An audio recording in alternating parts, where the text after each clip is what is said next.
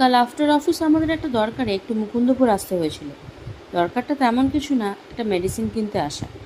মেডিসিনটা কেনার পর আমরা দেখলাম আমাদের হাতে কিছুটা সময় রয়েছে, তাই কোথাও থেকে ঘুরে আসবো ভাবলাম। মুকুন্দপুর থেকে নিয়ারেস্ট ছিল পাটুলি, তাই আমরা দুজনেই ঠিক করলাম পাটুলিই যাব। পাটুলির প্ল্যান যখন করছিলাম তখন আমরা ঠিক করেছিলাম আমরা ওখানে গিয়ে তেমন কিছু বাইরের খাবার খাবো না, কিন্তু প্রথমেই সেই প্ল্যানটা আমাদের ক্যান্সেল হয়ে গেছিলো। পাটুলির পুরো রাস্তাটা জুড়েই শুধু খাবারের দোকান, আর ফাস্টফুডের দোকান দেখলে কার না খেতে ইচ্ছা করে বলো।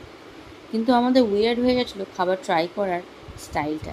আমরা প্রথমে মিষ্টি খেয়ে ফেলেছিলাম অনেক ধরনের, আর তারপরে খেয়েছিলাম নোনতা। আমি প্রথমে গিয়ে অর্ডার করেছিলাম একটা ভার্জিন মোহিতো। আমি অর্ডারটা প্লেস করছিলাম আর ও বলল আমি পাশের দোকানটায় গিয়ে দেখে আসি কী পাওয়া যাচ্ছে।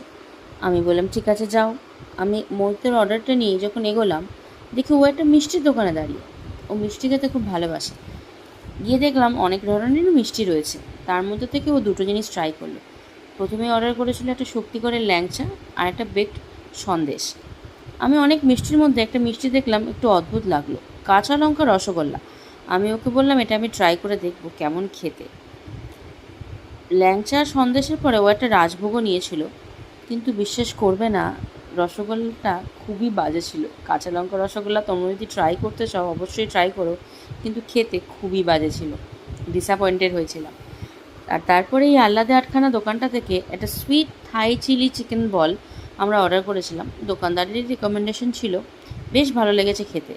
আর তার পাশেই ছিল এই আইসক্রিমের দোকানটা। অনেক ধরনের ফ্লেভার পাওয়া যাচ্ছিল, তার মধ্যে থেকেই আমরা এই গন্ধরাজ লেবু দেওয়া একটা আইসক্রিমের ফ্লেভার পেয়েছিলাম।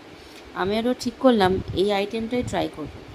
আমরা আজকে অনেক উইয়ার্ড আইটেম ট্রাই করেছি, যেগুলো আগে আমরা খাইনি বা যেগুলো আগে আমরা টেস্ট করিনি। ওভারঅল ইভিনিংটা বেশ ভালোই কাটলো আমাদের।